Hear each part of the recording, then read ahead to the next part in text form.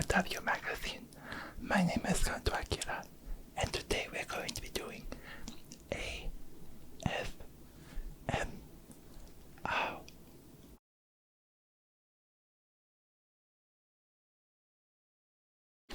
I'm very excited to be here and to tell you my story because I believe there's a lot of misconceptions about how I came to be and how I came to power. I'm very excited to tell you all about the truth behind who I am and what I stand for and who I was and who I'm going to be, will always be. Let's start off with a delicious drink.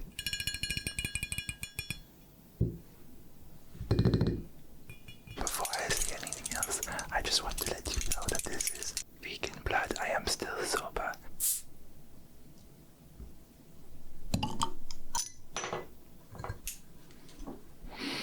It smells delicious.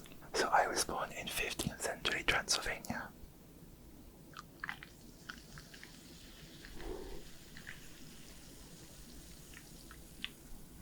Do you hear that fizzle?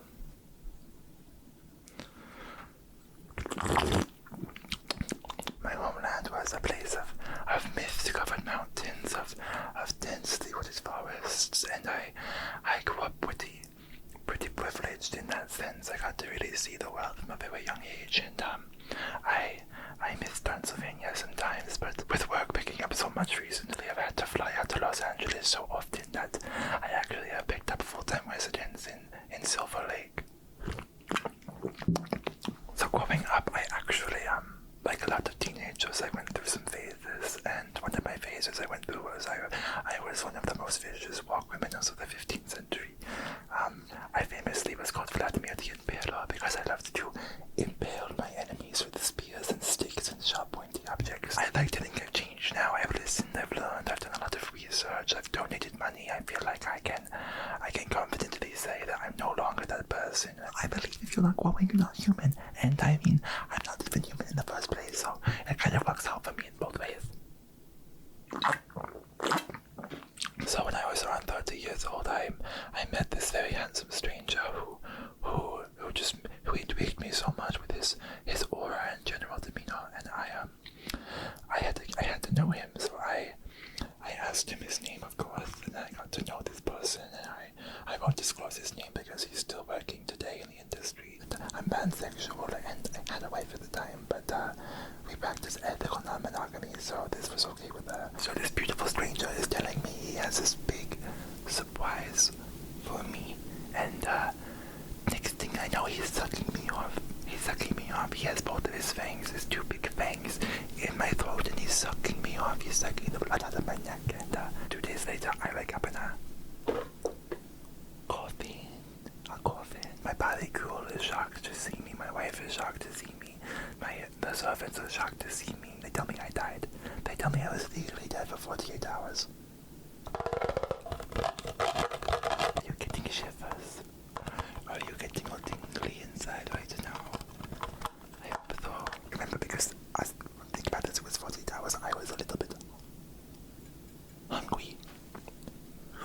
First it was just the blood sucking and the meat eating and the lurking around late at night and the beautifully pale skin and the natural act of seduction, but most of those things I was already doing before I got sucked on. So now that I have spent a few days a vampire, I'm freaking out my family and friends. I'm sucking people off left and right. Every chance I get, I'm sucking someone off, and I make a decision.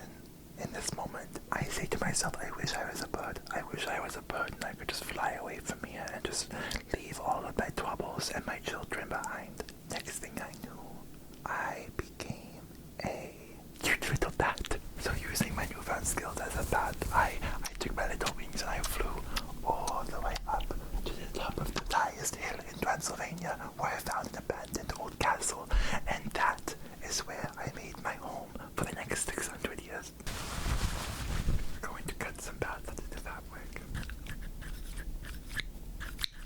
Something they don't tell you about being a vampire is it gets pretty boring pretty fast, because life is all about new experiences. You know, life is about finding something beautiful in the mayhem, and when you have had all the time in the world to just keep doing the same things, you lose that joie de vivre. And and I lost that Geography for a little bit. I got pretty depressed actually. During that time I made some of my best friends in the entire world, I will say. I met RuPaul Charles in the late 1700s. Nancy Pelosi, the politician. Look at my little bat. Because I've been around for so long, I've gotten the chance to really understand the sort of the prejudices against vampires and the things, the outdated beliefs and just the kinds of things that people believe are true that are not true. And one of those things, and I'd like to break the myth right now in front of all of you, is garlic. So here we have a garlic clove. Ooh. Oh wow. Does that sound nice to you?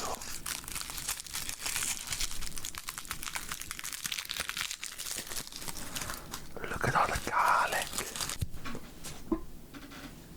Accident. So actually, I am the one that started the rumor that garlic can ward off vampires. And I did that because I love Italian cooking. So I used to tell people, I heard that if you ever run into Dracula, you need to throw garlic at him, leave garlic at his front door, just because then I would just collect that garlic at night and make a delicious meat sauce. Who are some of my celebrity friends who are vampires? We have, of course, RuPaul Charles, Kris Jenner, Emily Osment from Hannah Montana, and ABC's Young and Hungry.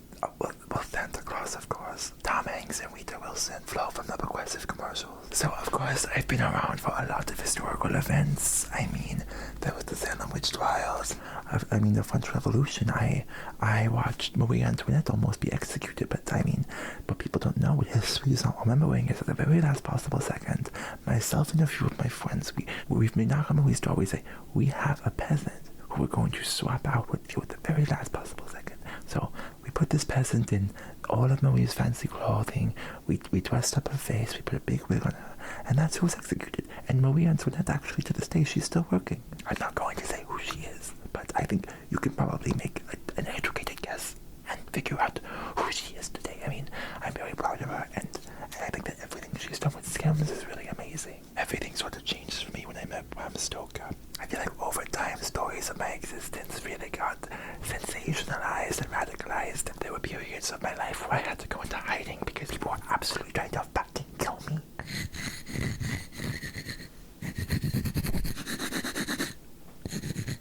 Listen, I get it. I feel like, I'm different. I live forever. I suck blood. There's reasons you'd be afraid of me, but I'm generally a very kind person, and I feel like I've been given a very unfair rap for a very long time, and I want to say, first and foremost, fuck Sarah Michelle Gellar, because she added a lot of stigma to the situation. I'm not happy about that to this day, and she knows what she did. And we of course have Twilight, and Twilight, I like the movies. I watched the Volturi family come to be, and I feel like they're not exactly represented as accurately as they could be in those movies. So I feel like that's the only flaw I really have with them. Robert Pattinson actually reached out to me during shooting just to get some tips and pointers, and I showed him everything I could, but actors get so stuck in their heads sometimes. And now, as I prepare to say goodbye, I want to remind you, the night holds many secrets and many mysteries. And I just may be one of them.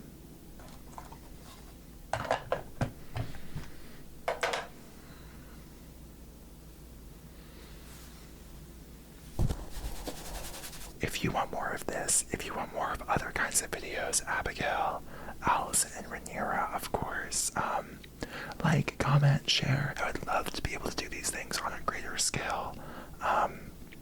And all of your comments have been so kind and so supportive. Thank you so much for that. I really appreciate it, and I will see you very soon.